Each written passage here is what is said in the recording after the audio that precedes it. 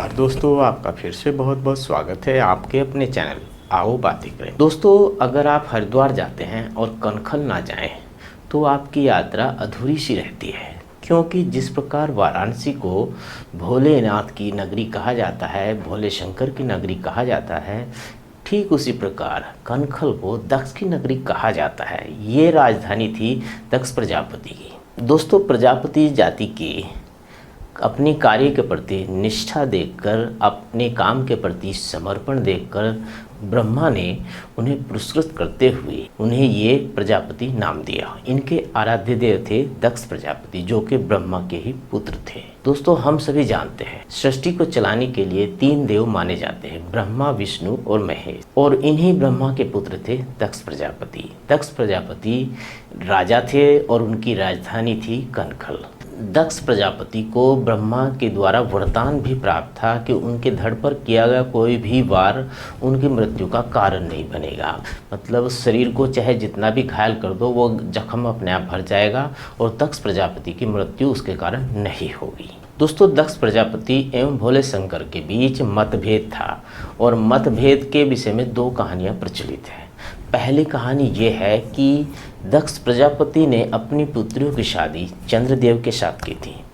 चंद्रदेव एक पुत्री को छोड़कर बाकी पुत्रियों से स्नेह बिल्कुल नहीं करते थे, उन्हें इग्नोर करते थे, जिससे वे पुत्रियां बेहद दुखी रहती थी और ये दुख उन्होंने अपने पिता यानी कि दक्ष प्रजापति से कहा। दक्ष प्रजापति ने चंद्रदेव को समझाया कि आप ये उचित नहीं कर रहे हैं, आप अपने व्यवहार में बदलाव लाएं। परंतु चंद्रदेव को अपने रूपवान होने का बड़ा घमंड था और इसी घमंड में उन्होंने इनकार कर दिया। इस पर दक्ष प्रजापति ने क्रोधित होकर उन्हें श्राप दिया, जिस रूप के घमंड में आप हमारी पुत्रियों को इग्नोर कर रहे हैं, उन पर ध्यान नहीं दे रहे हैं, उनसे प्रेम नहीं करते हैं, सौतेला बर्ताव करते हैं, उसी रूप को आप जल्द ही खो देंगे, आप कुरूप हो जाएंगे। चूँकि दक्ष प्रजापति इतने महान राजा थे और ब्रह्मा के पुत्र थे, देवता थे, तो उनका श्राप तो फलीभूत होना ही था और चंद्रमा कुरूप होने लगे। जब चंद्रदेव कुरूप होने लगे तब उन्हें नारद मुनि ने सलाह दी कि आप भोले शंकर से प्रार्थना करें, वो आपको कुरूप होने के श्राप से मुक्ति दिला देंगे। तो चंद्रदेव ने ऐसा ही किया। भोले शंकर प्रसन्न हो गए। भोले शंकर ने प्रसन्न होकर उन्हें वरदान दिया कि आपका जो कुरूप का श्राप है वो समाप्त हो जाएगा। पर दोस्तों, जब ये बात दक्ष प्रजापति को पता चली, वो क्रोधित हुए, क्योंकि क्या है कि जब कोई देवता किसी को वरदान या श्राप देता था तो दूसरा देवता उसको काटता नहीं था, डायरेक्ट नहीं काटता था, बल्कि उससे बचने का उपाय बताता था कि आप ये उपाय कर लो या उसकी प्रार्थना कर लो, ये ऐसे कर लो, आपका ये श्राप कट जाएगा। पर भोले शंकर ने डायरेक्टली उस श्राप को ख़त्म कर दिया, जिससे कारण दक्ष प्रजापति उन पर कुपित थे। उन्होंने भोले शंकर पर चढ़ाई कर दी। उनका युद्ध शुरू हो गया भोले शंकर से।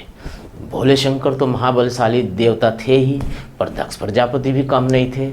उनका झगड़ा काफ़ी लंबा बढ़ गया, युद्ध उनका बड़े से बड़ा होता चला गया। ऐसे में सभी देवता परेशान हो गए और ऐसे में भगवान विष्णु और ब्रह्मा जी ने सलाह करके दोनों को समझाया। तो ब्रह्मा के कहने से दक्ष प्रजापति मान गए, क्योंकि वो उनके पुत्र थे, और विष्णु भगवान के कहने से भोले शंकर भी मान गए और ये युद्ध शांत हो गया।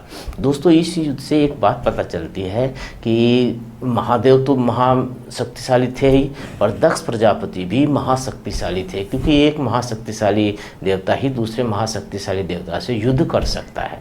खैर, ये बात तो झगड़ा खत्म हो गया, पर दक्ष प्रजापति के मन में भोले शंकर के प्रति द्वेष आ गया, यानी कि क्रोध उनके दिल में घर कर गया। तो दोस्तों, ये कारण था जिसके कारण दक्ष प्रजापति भोले शंकर को पसंद नहीं करते थे।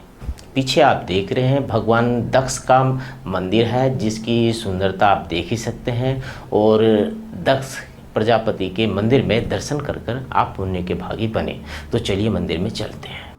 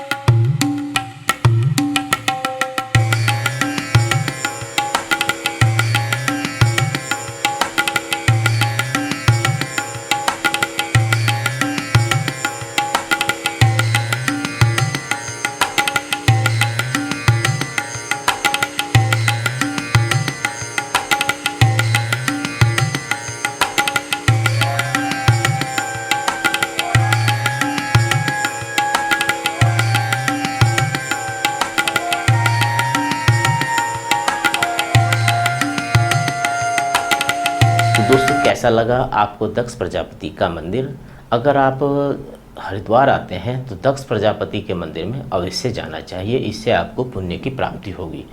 दक्ष प्रजापति जैसे कि भगवान श्री गणेश देवपुत्र थे, ऐसे दक्ष प्रजापति भी देवपुत्र थे। उनके दर्शन मात्र से आपके बहुत सारे पापों का नाश होगा, आपको पुण्य की प्राप्ति होगी।